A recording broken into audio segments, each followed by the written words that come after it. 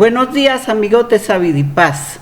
Ya sabrán ustedes que Sabidu y Paz es la sabiduría de haber vivido y la paz del deber cumplido.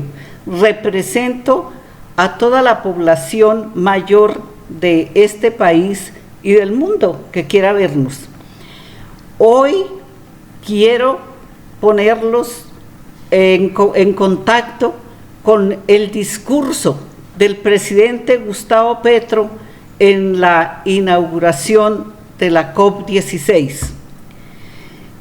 Sé que muchos lo vieron en directo, en vivo, pero para aquellos que no, por alguna razón no pudieron, lo presento porque me parece demasiado importante, no solo para Colombia, no solo para Cali, sino para todo el universo, el mundo, todo el planeta, mejor, porque el universo es algo más grande.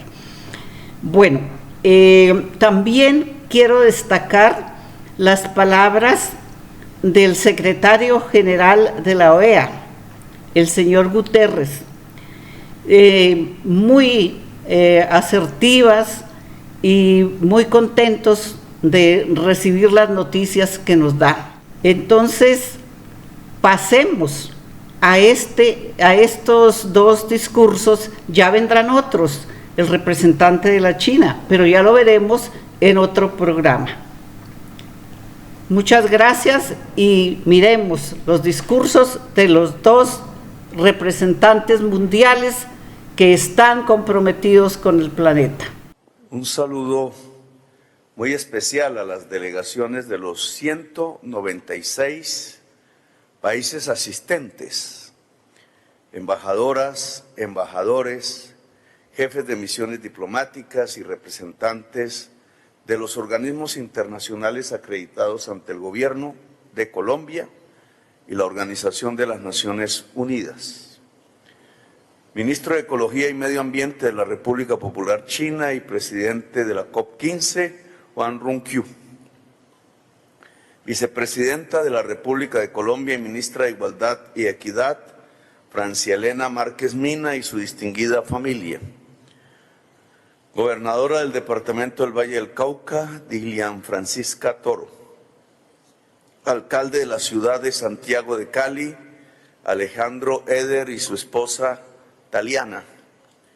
Directores, ministras, ministros y funcionarios del Gobierno Nacional, altos mandos de las fuerzas militares y de la Policía Nacional, gobernadoras, gobernadores, alcaldesas, alcaldes y congresistas de la República presentes, medios de comunicación nacionales e internacionales, en general a todas y a todos los asistentes y a las personas que nos acompañan por conexión vía streaming a la ceremonia de apertura de la COP16. Como ustedes habrán visto, este es el país de la belleza. Dicen los pueblos descendientes de la cultura tairona que existían en la Sierra Nevada de Santa Marta, que habitaban el corazón del mundo, que vivían en montañas que llegaban hasta las nieves perpetuas en las alturas más altas de Colombia, alturas que se desmoronaban en 2 o 3 jornadas de camino hasta llegar al Mar Caribe, en un camino que contaba con todos los climas de la tierra, con todas las vegetaciones, con todas las bellezas y las aguas frías y cristalinas por doquier, hasta llegar hasta las olas de un mar intenso y cálido, el corazón del mundo. De joven fui hasta esa sierra y caminé los caminos y conocí a los indígenas descendientes y volvieron a decirme que estaba yo en el corazón del mundo. Y me quedó la idea en la cabeza. He vivido y visto mapamundis y los he volteado una y otra vez de acuerdo con las culturas, de acuerdo con las economías, de acuerdo con la intensidad de la vida, y creo que los taironas y sus descendientes tenían y tienen la razón. Si coloco a China, Indonesia, India, Filipinas a mi izquierda del mapamundi y pongo a mi derecha el África, el Congo, Madagascar, Sudáfrica, entonces quedo en un exacto centro de la biodiversidad planetaria. Somos el centro entre América del Norte y América del Sur. Somos el centro entre China e Indonesia y Madagascar y Europa sin biodiversidad. Quizás podríamos llamarnos el corazón del mundo, porque somos el corazón de la vida del planeta. Y entonces me dijeron los indígenas de la Sierra Tayrona que yo era el presidente del corazón del mundo y que nuestra lucha era por la vida. Levantamos la idea de ser una potencia mundial de la vida, como destino nacional y como humanidad, y con ello nos volvimos mayoría colombiana, descubriendo que la única razón de ser de la humanidad es la vida misma. Es nuestra razón de ser humana cuidar la vida y no destruirla. Por ser la vida inteligente, nosotros, y no la inteligencia artificial muerta, tenemos que usar la energía inteligente para expandir la vida, no para recortarla. Pero parece que hoy vamos con nuestra propia razón de ser. Ante una pregunta como ¿qué afecta mayormente la vida en el planeta?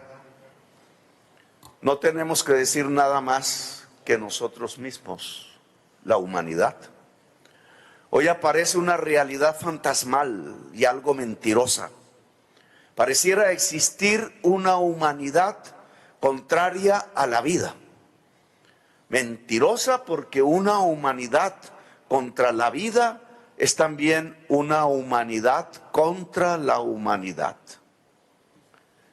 En las decenas de miles de bebés que son desmembrados por la bomba en Gaza, en el Líbano, en las decenas de miles de jóvenes que mueren en la guerra fratricida entre las juventudes eslavas hermanas, en Diana Sofía, nuestra niña que aquí cerca, en Candelaria, fue violada de 12 años apenas y asesinada por su vecino, en la descomposición generalizada de nuestra sociedad a través de tantos años de violencia, de guerra, de aislamiento de los hombres, de la educación pública, de la inmensa desigualdad social de la que somos parte en este pedazo de la tierra, en la inteligencia artificial que maneja el destino de esas bombas, en una inteligencia artificial sin regulación pública,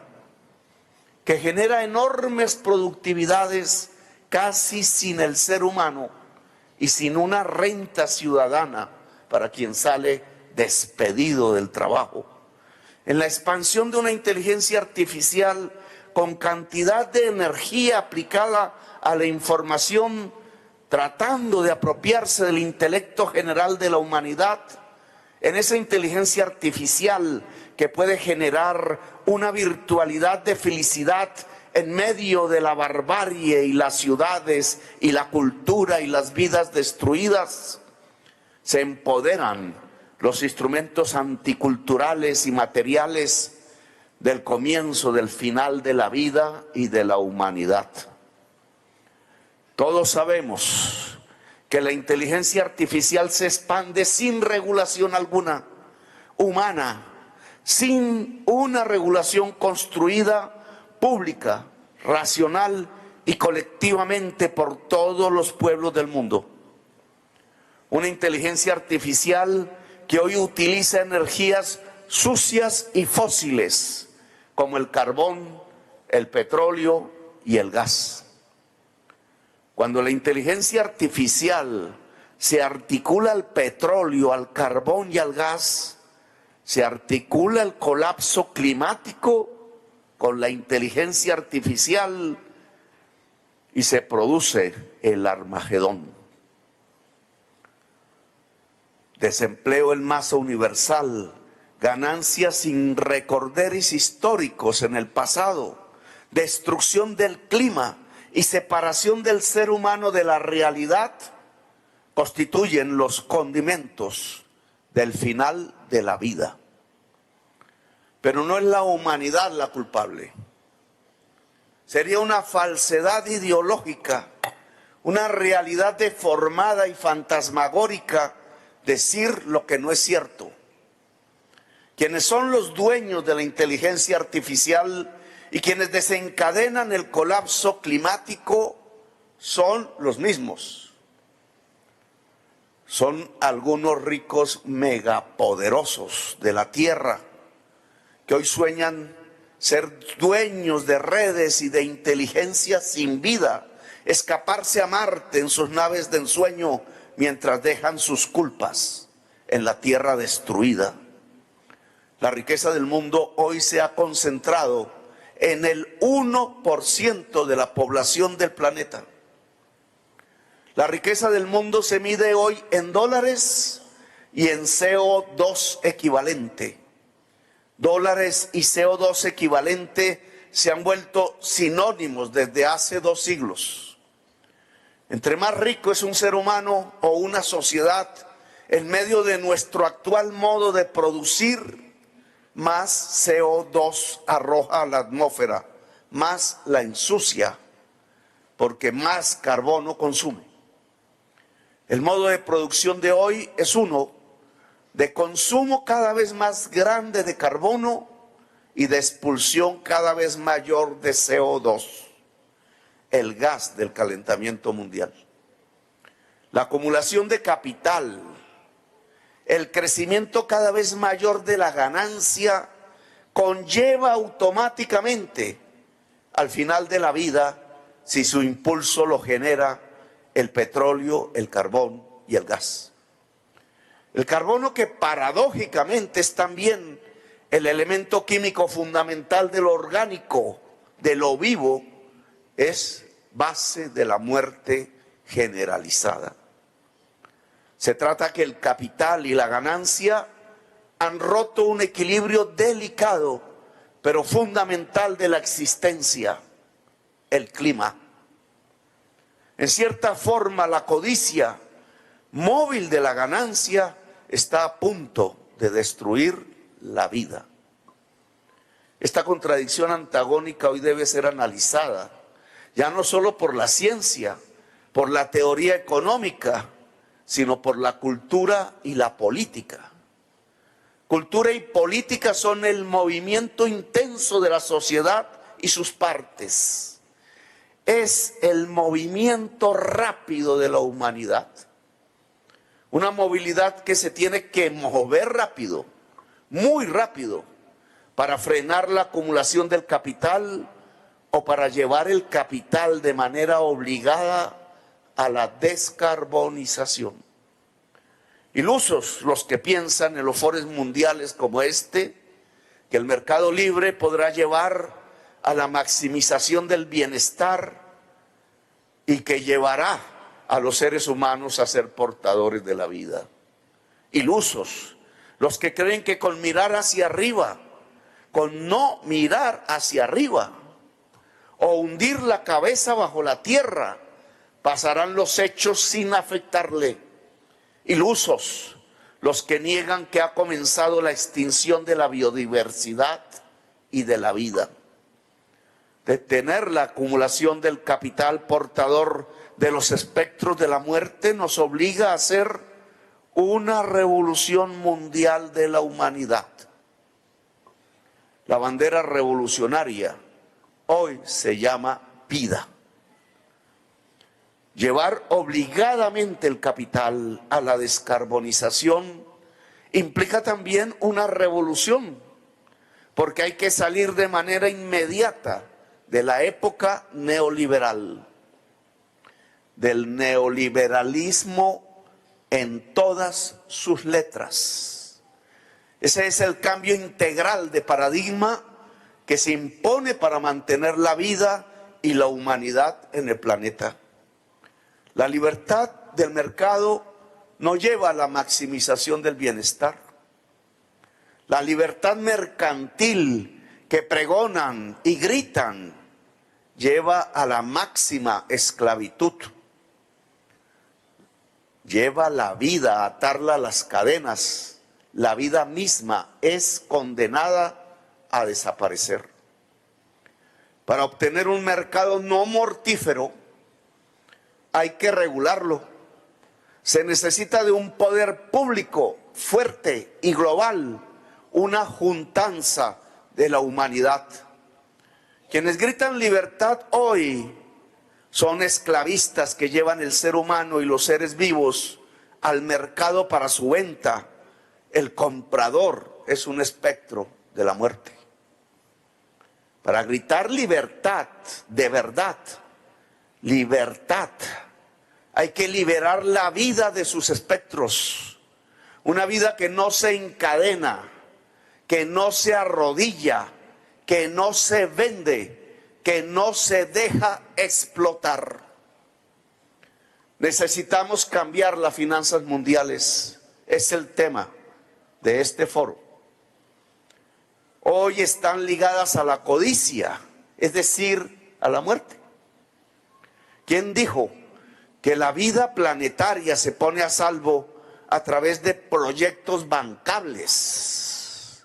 Es decir, proyectos ligados a la tasa de interés, a proyectos que dan ganancias y llenan las hambres de la codicia.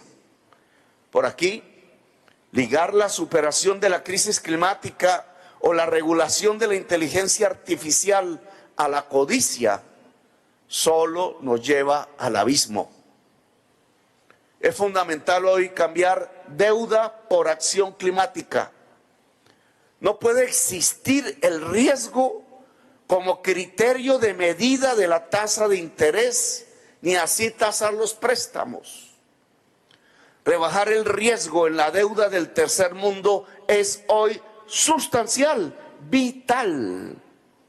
Si los fondos de capital y los fondos de pensiones de los países ricos cimentan su rentabilidad en las economías de los países pobres, dejarán a la humanidad sin los instrumentos para superar la crisis climática. Las economías riesgosas son las que pueden exterminar la vida de hoy. Los que más emiten CO2 a la atmósfera son las economías fósiles, petroleras, carboneras y gasíferas. Son las economías poderosas de Estados Unidos, China y Europa. ¿Por qué cobran sobretasas a la tasa de interés a los países que aún hoy podemos absorber como esponjas el CO2 de la atmósfera a través de nuestras selvas y de nuestros bosques, a través de nuestra biodiversidad, a través de la historia? Los países biodiversos hemos también acumulado las culturas de la humanidad, como pudieron ver en el acto inicial de esta COP. Casi toda la sangre del mundo corren por el corazón del mundo en estas tierras que llamamos Colombia. Solo cambiando el riesgo país por acción climática podremos financiar el plan Marshall que detenga en el planeta la crisis climática, que descarbonice la totalidad de la economía. Cobran una prima de riesgo a quienes absorben el CO2 que arrojan los megarricos del planeta. Eso es un verdadero contrasentido moral y mortal. Es a los más ricos depredadores a quienes hay que cobrar los impuestos para eliminar el carbono de la producción y del consumo. Con los impuestos sobre la megarriqueza depredadora, con el cambio de la deuda por acción climática, pasamos a nuevos modos de producción, a un relacionamiento diferente entre los seres humanos frente a la producción y la riqueza.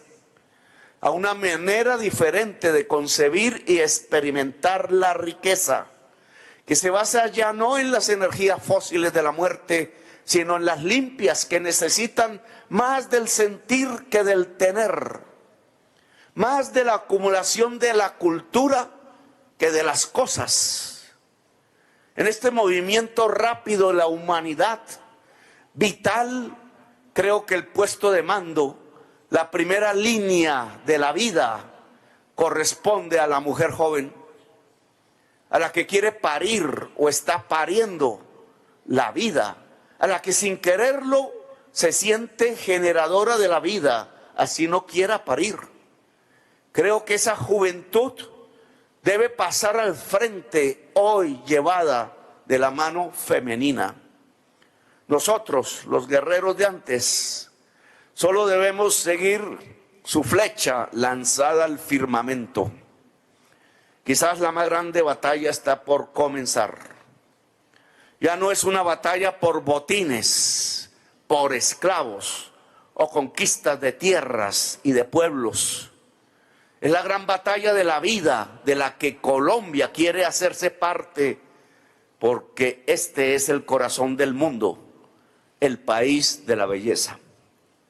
Gracias, muy amables. Amigos, le doy las gracias al Gobierno de Colombia por acogernos en esta COP tan importante. Es la de la paz con la naturaleza y la primera desde que se aprobó el Marco Global o Mundial de la Biodiversidad Kunming-Montreal. El marco está basado en una verdad muy clara: para que la humanidad prospere, la naturaleza tiene que florecer. Destruir la naturaleza causa conflicto, hambre y enfermedades, fomenta la pobreza, la desigualdad, la crisis climática, daña al desarrollo sostenible, a los puestos de trabajo verdes, el patrimonio cultural, el PIB.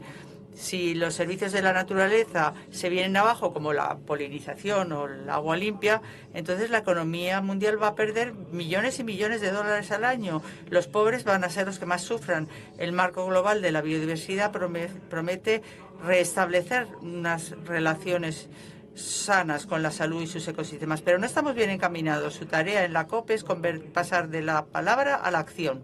Esto significa que los países deben presentar planes claros para alinear sus acciones nacionales con las metas del marco.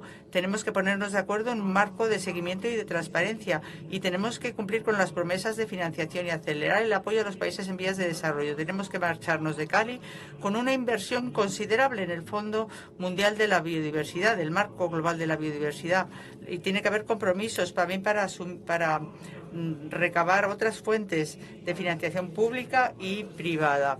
Y aquellos que se benefician de la naturaleza tienen que contribuir a su protección y restauración. Los países en vías de desarrollo están siendo expoliados. El ADN digitalizado sustenta los descubrimientos científicos y el crecimiento económico, pero los países en vías de desarrollo no obtienen una ganancia justa de estos progresos. La COP tiene que poner en marcha el mecanismo que se ha acordado, es decir, tenemos que garantizar que los países que comparten su información genética también reciben sus beneficios. Esta es la COP de la gente, toda la sociedad tiene que estar implicada. Tenemos que reforzar el papel de los pueblos indígenas y comunidades locales. Los pueblos indígenas son los guardianes de la biodiversidad, son los faros, ejemplos del uso sostenible. Su conocimiento y su gestión tiene que ser el corazón de la acción en materia de biodiversidad de todos los niveles. Excelencias, tenemos un plan para rescatar a la humanidad de la degradación y espero verles a todos en persona al final de la COP. He escuchado el discurso del presidente.